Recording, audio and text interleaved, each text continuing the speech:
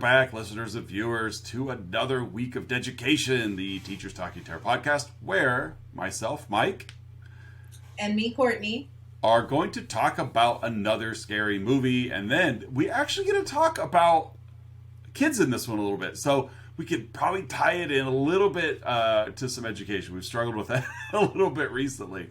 But we are back this week to talk about the 2018 independent film. I like very independent.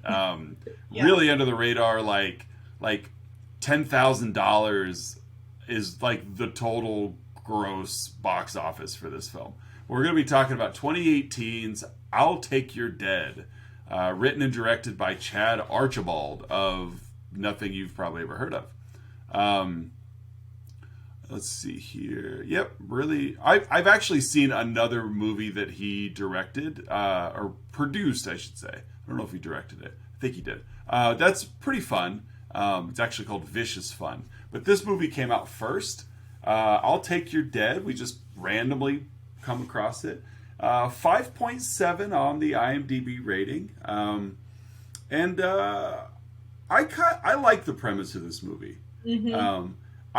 There's times where, and I do this a lot, when I watch a movie or hear about a movie that has a really like simple premise, and then I sit there and I'm like, oh man, why didn't I think of that? You know, not that I'm like a writer or anything, but some of these are like, oh, that's such a cool idea for a movie. Like, how did that not get thought of before now?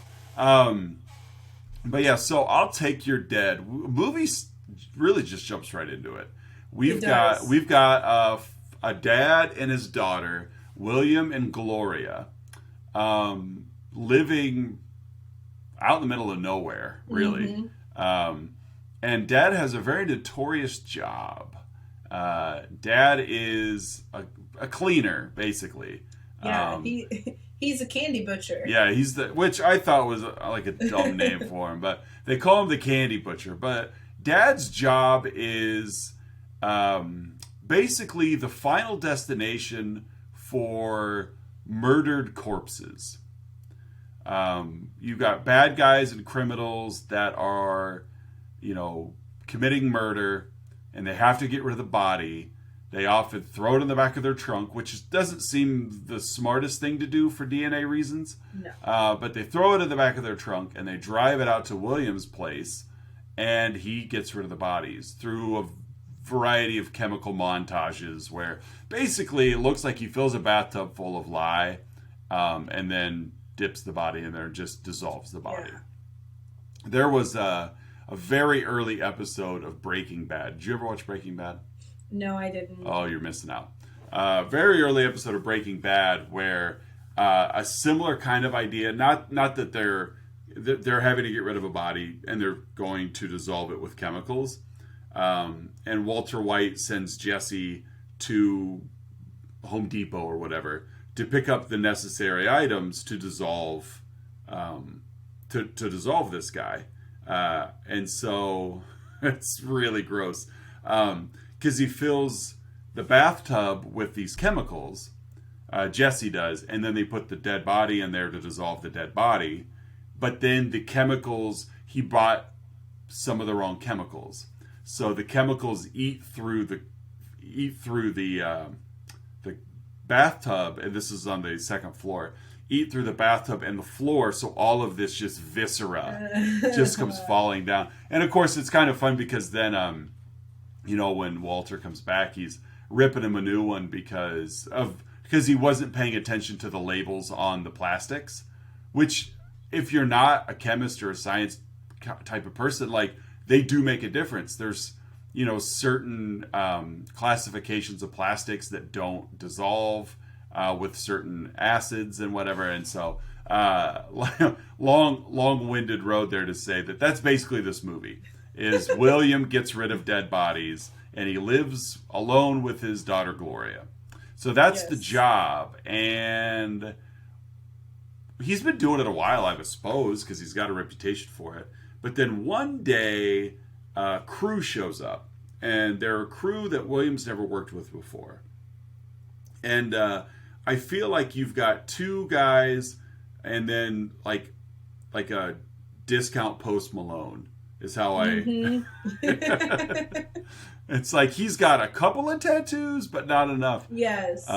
Carter is that guy's name. Yes. Carter Diaz and DeMarco, maybe? I don't know. It doesn't matter the names. There's a T-Dog in here, and it really doesn't matter what their names are. And so they drop off. Again, Williams never worked with them before, but they've been referred to him. He's got this reputation. And they drop off 3 bodies. A man, a younger, probably teenager, and a woman. And William does his part. He takes him down to his basement. I mean, he's very sterile. It's really, he basically cuts their bodies up and then puts them in the acid and dissolves them. But he goes to cut into the woman, and she's alive. She's still alive. Jackie is her name. So naturally, William freaks out. Mm-hmm. As you would when your job is to interact with dead bodies and you have one that's not dead. Like, and you're out in the middle of nowhere. Like, what do you do with this person? Yeah. So you feel bad because you kind of get the vibe, I did anyway, that like William clearly is into some bad stuff, but I don't take him as a bad guy. Yeah. Yes, I agree with you. I think though he'd had to have been at some point though, because how do you get into this trade? Yeah. Accidentally. Yeah, and I like later in the movie he had said something like he disposed of one and then he just kind of became that, but it's like I don't think I could ever dispose of a dead body. No, I don't care how many. Could. Yeah, I don't know how many. It doesn't even matter how many times you're going to ask me to. Like, no. Yeah. No, I don't think I will. But you're set up for it. Yeah, I know. Like, but no, I'm not going to do that. But yeah, so Jackie's alive. She's been shot, but not killed. So he treats her wound. And basically, like, he doesn't really take her prisoner, but he ties her to the bed. Like, he realizes, like, she has no idea where she's at. And obviously, you know, she's going to assume she's either been kidnapped. I mean, she knows she's been shot, but she's going to assume the worst. Like, if this is where I ended up, what's going on? And so, you know, that's kind of where the movie rolls is Jackie's alive. William has to deal with it. At the same time, his daughter Gloria, which I don't know about you, but my wife and I are in agreement that this young lady has got like the oldest face for a child I've ever seen. Mm-hmm. Ava Preston, I thought she did a fine job acting. She was 14 when this movie came out, but if you would have told me that she was 24, I'd have believed you. Yeah, she definitely had a lot more mature features on her face. She kind of reminded me some of the things that she said in just the movie. It reminded me of The Sixth Sense, kind of, because she, you know, in the beginning, she's like, "I see these dead people," and it's like, yeah, and that's really, to be honest, and this movie would not have fit our show if it weren't for that odd shoehorned in ghost thing that she sees a couple times. Yeah, it doesn't make a lick of sense at all. But it's the only thing in this movie that makes it a horror film. Every other event in this movie, from what Williams does to Jackie being alive to the rest of it that we're going to get into, is just more of a crime movie. Mm-hmm. But again, Gloria, she thinks that because of the job, and she's aware of what her dad does, she actually wants to do that job. She wants to do it when she gets older. But that's, why not? You know, that's what you're around. Mm-hmm. And so, but she thinks that the spirits of the people who have been dropped off still haunt the house. And so she sees some visions a lot of just ghosts, I guess, and, you know, spiritual, like supernatural entities. Yeah. They kind of have like these like highlighted eyes and real twitchy movements, and and that's fine. Like they were effective, especially the one where the dude was sitting at the piano. Yeah, and then he just kind of like over. snapped at her and then hopped up real quick, and Mm-hmm. it's all just creative editing, but still it was effective. However, there wasn't really much of a purpose. Yeah. It's just a little. It's like I felt that the premise they had was a solid one of William disposing of the bodies, but I just like. I can understand, I guess, with it because we'll get to it. He kind of, I think he kind of wrote him like the writer director. I think he kind of wrote himself into a corner because William is not a fighter. No. William is not, and so long story short, we're blabbering on here, and that's okay. Jackie survives.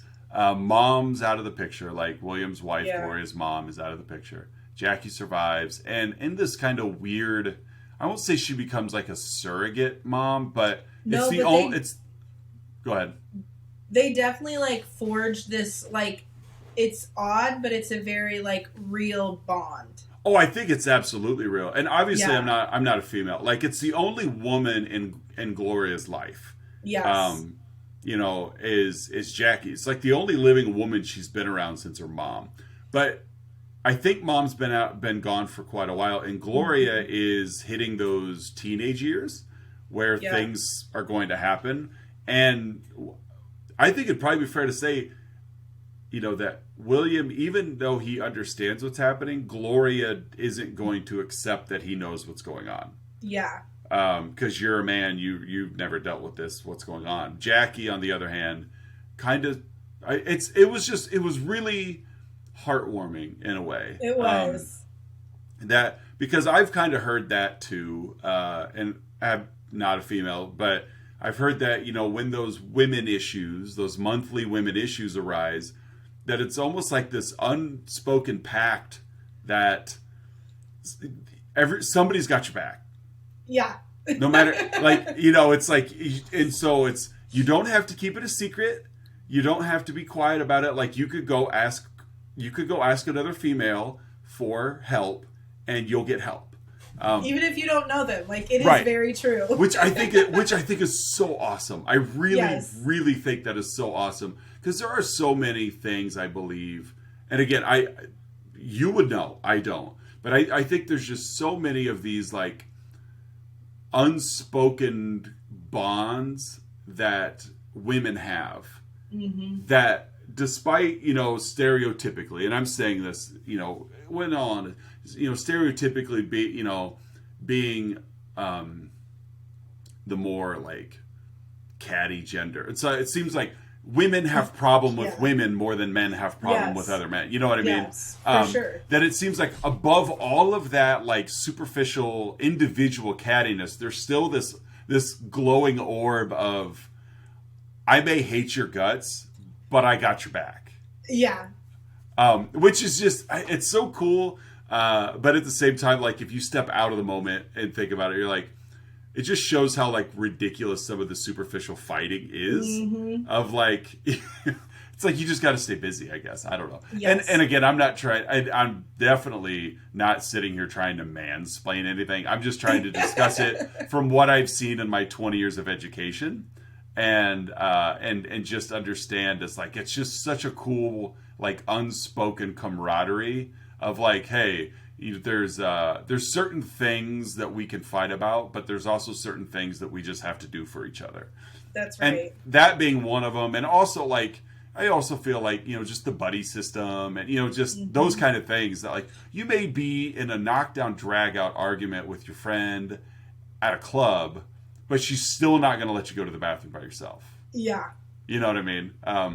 And so as a guy, I don't get it, but I appreciate it because it is what it is. So seeing Gloria and Jackie have that relationship, even at a very surface level, is just kind of cool. So, so Jackie's got to get out of there. She's got to get out of this place. So she convinces Gloria to bring her purse because she can help. Yes. But she also knows her phone is in her purse. Mm-hmm. So she calls her boyfriend, who I don't know which character it was. It doesn't matter. Yeah, but he's shocked that she called him because because he's the one that hired the guy to kill her. Yeah, he's the one that put a hit out on him. Yeah, and I don't know if it was necessarily her as much as it was just everybody in the car. Mm-hmm. Like, he got mixed up in something. The 3 people in the car with him knew of it, so he put a hit out on them. So he was under the understanding that the two guys and Jackie are all dead. So when Jackie's calling him, he's like, "Oh no." Like, what's going on? Understandably so, because I thought but he's got to play it cool because she doesn't know that he was in on it. And so the boyfriend, it's either DeMarco or T-Dog. It's either DeMarco or T-Dog, and I don't know which one. And again, because it really doesn't matter. But the boyfriend then gets a hold of Carter and was like, "Dude, you guys were supposed to take her out. You messed up." So then they all hop back in their ride and head back out to Williams. Now, of course, William is not aware, because he really doesn't know anything that's going on about. No. He's just there. So they come rolling back up, and he starts to kind of put 2 and 2 together. He goes to the door to address their arrival. But as he leaves the door open, where Jackie's sitting, because she's kind of like tied up in a chair, the line of sight she has, she can see her boyfriend with these guys. So then she instantly knows something's up. And she really starts to freak out and panic. And so she gets William's attention because he's all about it. Yeah, here she is. I'll just give her back to you. He wants to wash his hands of it. He's got plans for Gloria. They've been saving money, or he's been saving money because he's ready to get out of this. They're going to go somewhere nice and warm. So he's totally fine with handing Jackie over. He's not tied to her by any means. She's just casualty of the job.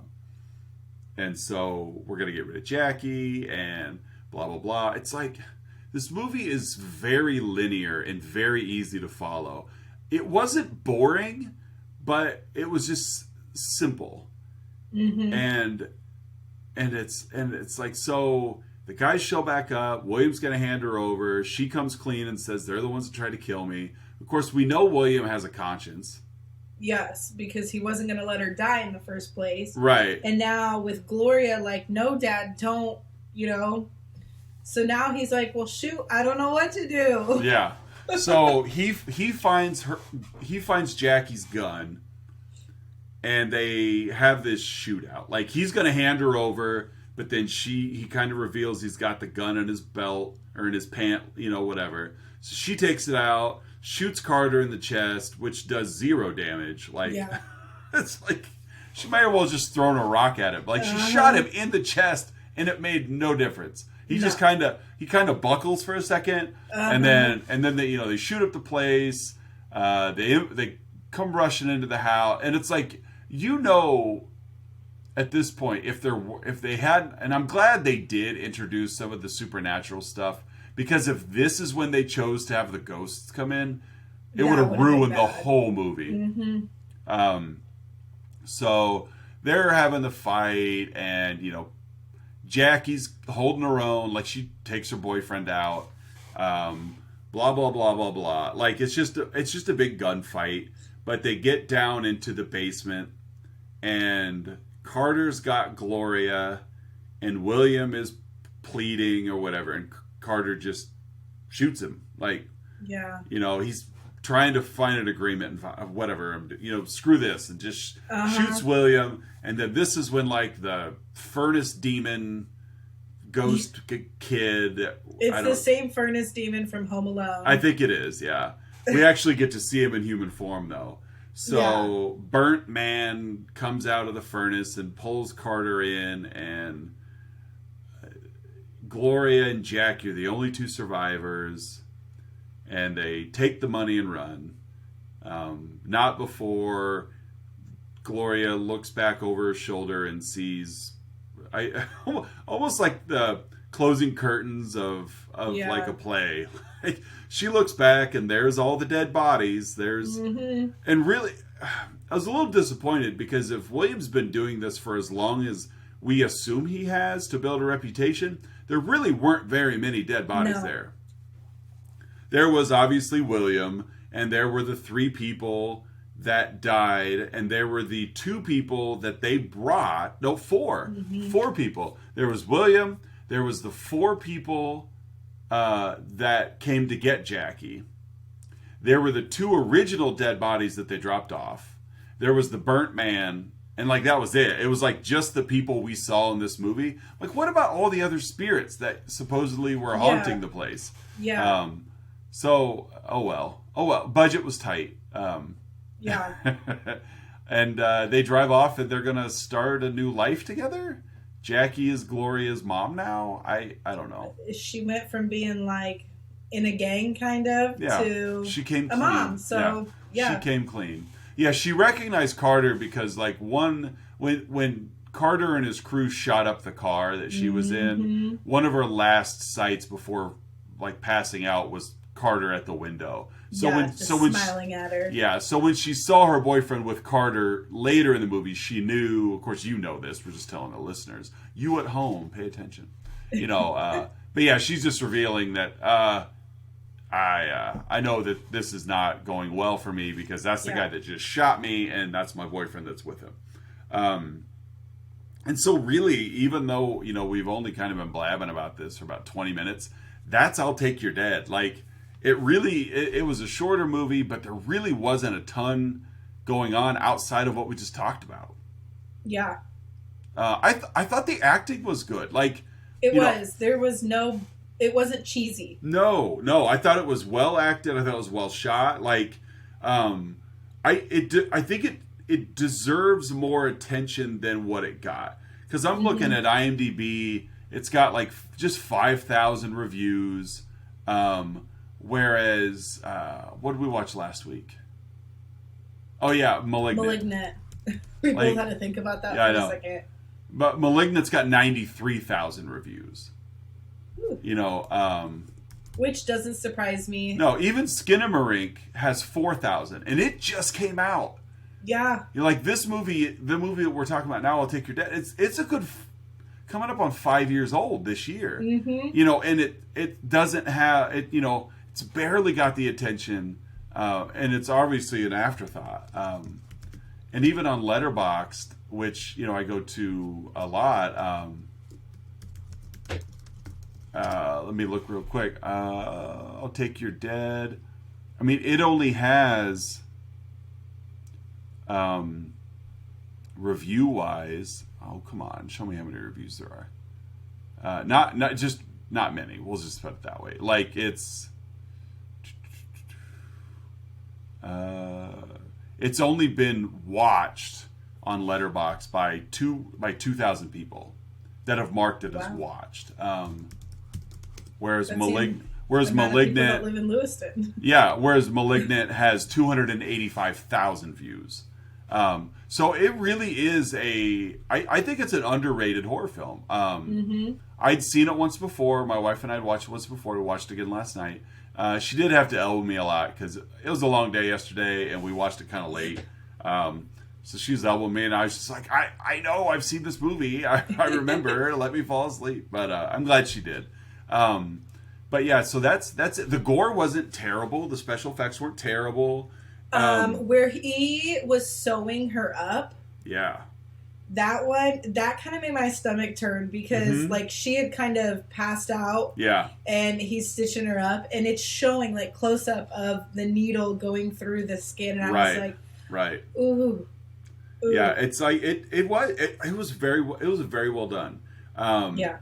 It's not scary, not remotely scary. No. The performances I think were good. For me, we'll get into it. Before we, you ready to grade this thing? Yeah. Okay, let's do it. What kind of grade are you going to give this one? I am going to give this one a B-. Okay. Just because, like, well, I guess I hope things like around here, that's not going to happen. No.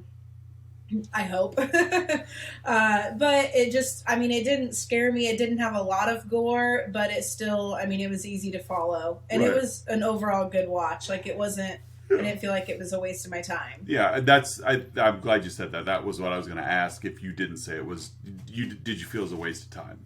So, I think that's fair. I'm going to go with C plus. Okay. The performances are solid. Yes. I was a little worried about Carter early on because I felt like he was just trying a little too hard. But really, it wasn't bad. He was just kind of arrogant and cocky. Yes. But it like the performances were good. What brings it down to a C plus grade for me is simply like, were you making a crime movie or were you making a supernatural movie? Yeah. Because it just I feel like he wanted to make a crime movie and then got to a point where he didn't have there was no realistic way for William and Jackie to defeat those four. Mm-hmm. Because these are killers. Yeah. You know, and William's not a killer.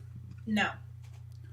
And so I think that's kind of where it was. Is I have a great idea, and he got going, and he's rolling right along, and everything was fine. And then he had a point where we get to the third act where, okay, I've got four killers descending on William's house. How are the good guys going to win? And I think the introduction of the ghosts and the spirits and that worked to get to the solution. But I just don't think it was fleshed out enough for it to work. You know what I mean? So that's why I'm going to go a C plus on that one. Other than that, like, I mean, I was not, like you said, I was not turned off by any performance. I think everybody did a fantastic job. You know, but it was just, again, I was like, the ghost thing, like, that's the only thing that makes it horror, and it wasn't horrific. And we only saw this ghost 3 times. Yeah, like, it really was.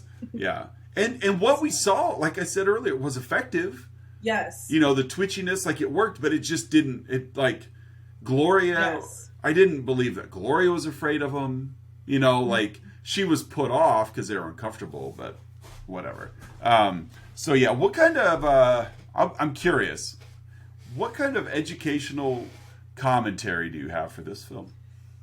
Okay, first of all, why was this girl not in school? Bingo. That is because at first I'm like, oh, maybe it's like summer break. But then I'm like, no, there was snow on the ground. A lot of snow. So. Homeschool? What? Yeah, I don't know. Well, she wasn't doing it the right way. No. But yeah, parents, send your kids to school. Mm-hmm. And then second, I guess my lesson is more so to like the parents. Like, this stuff obviously messed Gloria up. Oh, yeah. So please be careful of what you're doing, what you're talking about, saying. Like, I love that he was able to be open and honest with her, but also, like, no, you're her dad first. Like, don't let her know that you're killing people in the basement. Yeah, or dismembering them. You know, like... Not killing, but getting rid of. Because it's like what he was doing was a much lengthier process than the actual murder. Yeah. You know? And, I mean, like, if you've got something shady going on, 1, just don't have kids. But 2, please do not drag your children into it, because we as teachers, we know. Mm-hmm. We do. We hear about it. And, like, you at the high school might not hear about it, but trust me, your 5 and 6-year-old kindergartner, they're not going to keep their mouth quiet. Like, I know what mom and dad are doing. Yeah. So just be cautious of what you're doing around your children, please. Well put. I'm going to second that one, too, is it's okay. And I'm not saying to anybody to lead a double life by any means, but it is okay if your kids don't know everything about you. Yes. It's okay. And I think in this case, you know, William and Gloria were that's all they had was each other. But you still got to raise a productive member of society. You can't raise even though she obviously was a very headstrong, stubborn preteen teenage girl, she still is growing up in a house where she's well aware of what's going on and wants to continue the family business. Yeah, like she has no fear. I mean, right? Like, she wants to continue a family business that William is trying to get out of. Yeah. So seek therapy. Take that take that jar of money and go get her some help. Mm-hmm. Well, Jackie, go take that jar of money and get her some help, because that's not going to go well for her future. So yeah, it's okay, parents and teachers as well. Sometimes, especially early in careers, teachers really they overexpose themselves to try to connect with students, especially the older the students. Yes. And sometimes not sometimes, every time too much is too much. Like, you be their teacher, be their parent. They don't have to know everything about you, and it's important that you can do things without your parent or without your students or children knowing about them. That's okay. It's okay. Yeah. So, because a lot of time they don't know how to process that information overload. Yes. And that's when it becomes public knowledge, or they really struggle and they go they go try to talk to somebody because they don't know what to do. So yeah, do that. Do that. Don't be a William. It's okay. Like, it's okay. Like, I took my son to basketball practice with me. Totally fine. But yeah, like I don't want my wife to take our daughter to her job because she's a nurse, and that's not appropriate. No. And so yeah, good lesson. So, all right. Well, I didn't surprise me. This is going to shape up to be a little shorter episode. It really didn't, and it wasn't a rush job. It was really, there wasn't a whole lot. Yeah, I mean, because we kind of babbled more than more than we normally do. And it just the plot was fine. Like, I mean, I really liked the story, and it was just nice and tidy. Everything was in one location, and it is what it was. I mean, it just and it was fine. Like, if you've got 85, you got an hour and 20 minutes or so, and you want to watch a tight little thriller, seek this one out. Like, I know we gave it a C+, which, if you compare it to the grades that we've given other movies, it's on the lower end of the spectrum, but it's not a bad movie. But it's also because there wasn't a lot of gore, and I mean, it just wasn't scary. This is a horror podcast, and this did not check a lot of horror boxes. Yes. Yes. And so, but it is an effective, tight little story that is worth a watch. So, be the cool kid of your group and go see I'll Take Your Dead, so that you could talk about this, this underrated film that you heard about on the Deducation podcast. And I could virtually guarantee nobody that has ever seen this nor heard of this movie. So go check it out, because it's not bad. I think I saw, if you're on Shudder, which is a horror streaming service, I believe that is there. You could catch it on Shudder. But that's about it. It's not out. It's not easily to get a hold of. Yeah, Shout. It is on Shout Factory TV. That's what I'm talking about. I saw it right here. Shout Factory TV. You could catch it. So that is I'll Take Your Dead. Movie next week. I have one in mind. Okay. All right. If you've seen it, we'll shuffle. If you haven't, we'll watch it. More than likely, I've not seen it. I know. But this one, you never know. Have you seen It Follows? No. Have you even heard of It Follows? Nope. Oh, okay. I'm not even going to share what it's about then. Okay. Okay. Love this movie. I'll share one little tidbit. Not even about the movie. Several years ago, when this movie came out, it is. Let me look it up real quick. I mean, I know you're going to look up a plot synopsis, and that's fine. But It Follows came out in 2014. And when this movie was coming out in theaters, I was teaching math at the high school, and it was one of those. It came out in a wave of remakes and sequels. So this was an original idea, and I knew it was coming to theaters in Peoria, and so I was pushing onto the students. I'm like, you've got to go see this movie because we have to watch movies like this so that they continue making movies like this and they stop making garbage sequels and whatnot. And so I had a couple of students that went and saw it, and they came back on Monday and they're like, that movie sucked. That movie's terrible. It wasn't scary at all. And I'm like, really? I was really disappointed.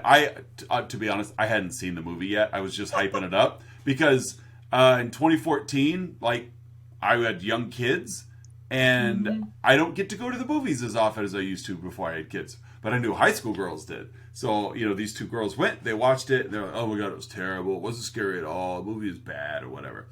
And as I got them to talk more about it, because I was just genuinely curious, because I was disappointed, one of them did reveal that she was a senior in high school at the time, that she left her bedroom light on and the hallway light on all night. So this is someone I graduated with. Yeah. I'll tell you after the show. I go, this movie scared you. Yeah. Well, and we've talked about it before. Another one likes The Strangers. Well, we've talked about it before that to a lot of people your age and younger, scary means jumpy. Yes.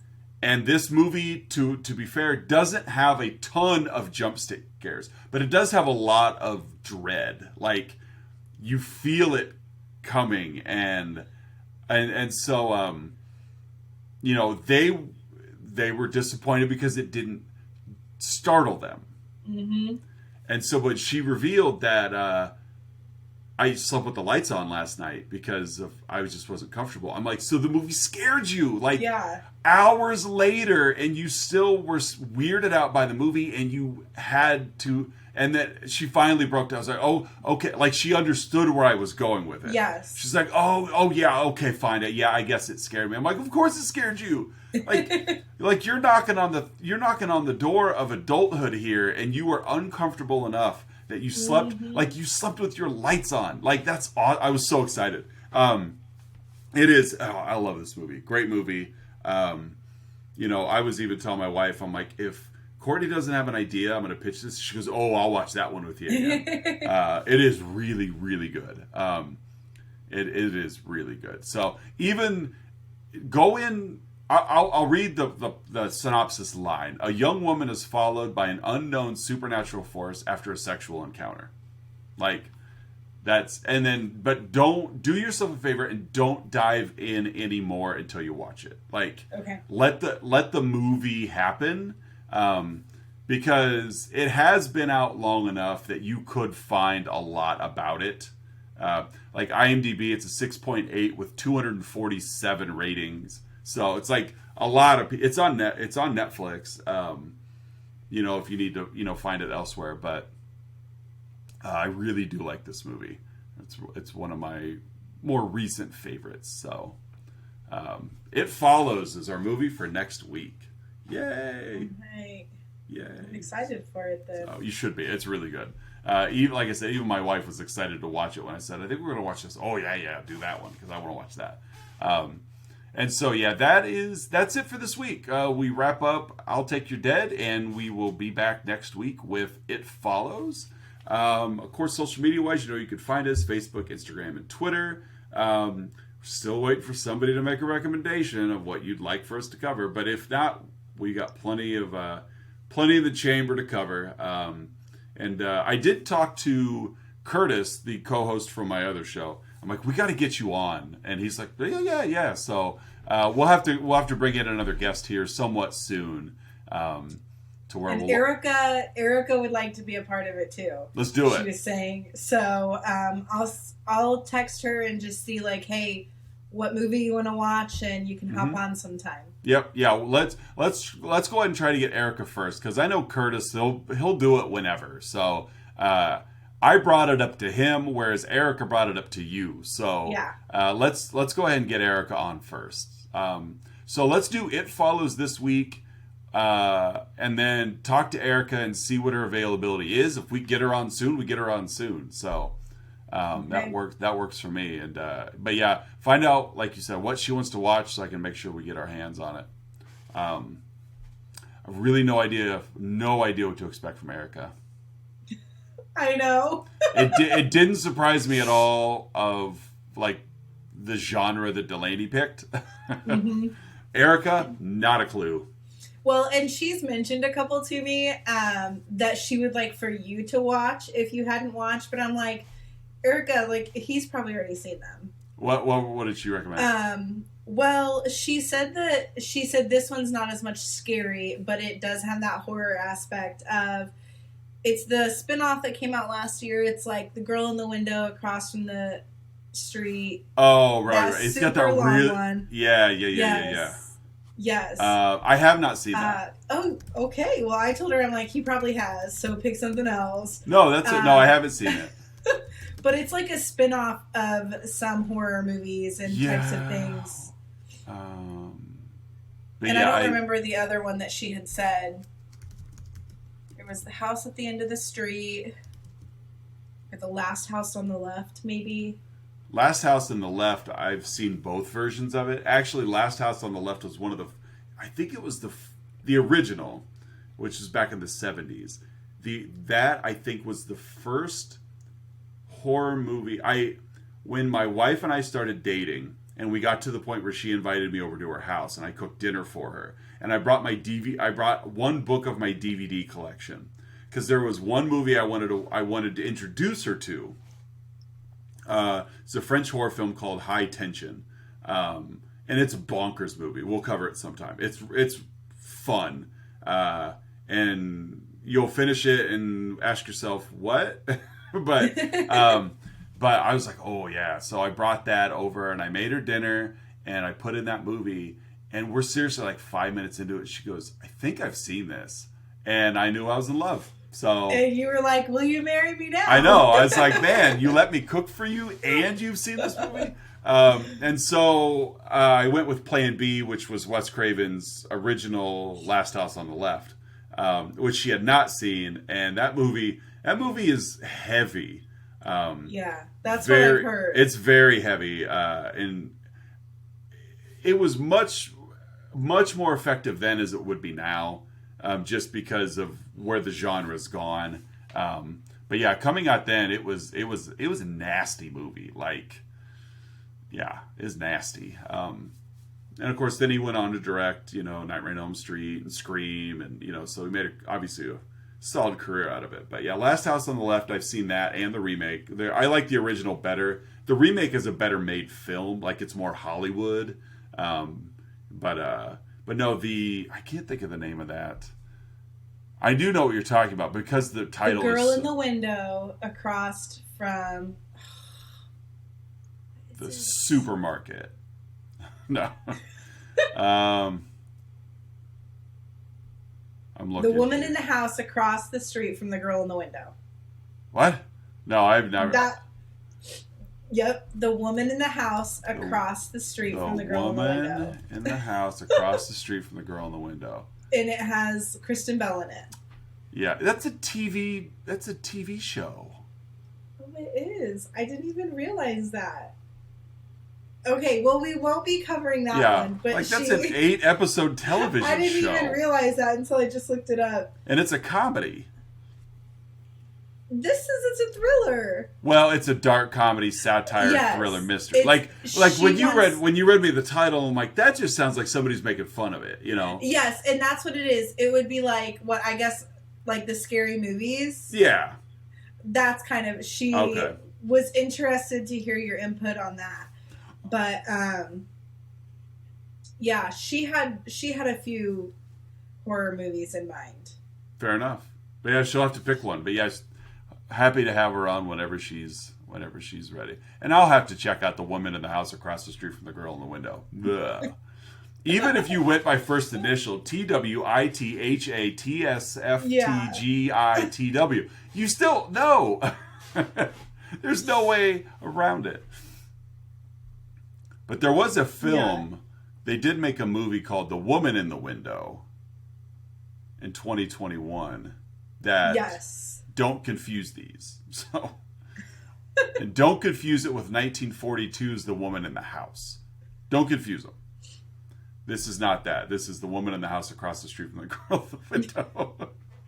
Oh, boy. So, well, we'll be back next week with the 2-word title, It Follows. And then possibly a guest the week after that. Not sure yet. We'll just have to see what happens.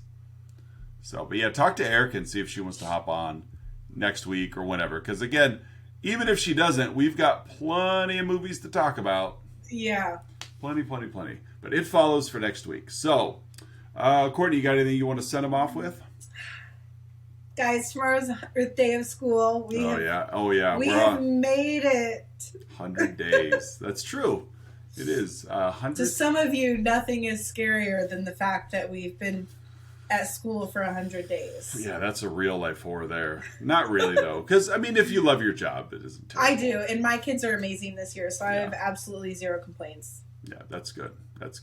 So, I've been doing it long enough that it doesn't pay to complain, so you just deal with it. And, of course, at the high school level, you just tell yourself, 42 more minutes, 25 more minutes. You know, it's like it's not an all-day event with these kids. You just get them in, get them out. So, all right, well, for Deducation, again, we told you earlier, we can find us on social media. We'll be back next week with It Follows. I'm Mike. And I'm Courtney. And we'll see you guys next week. Bye.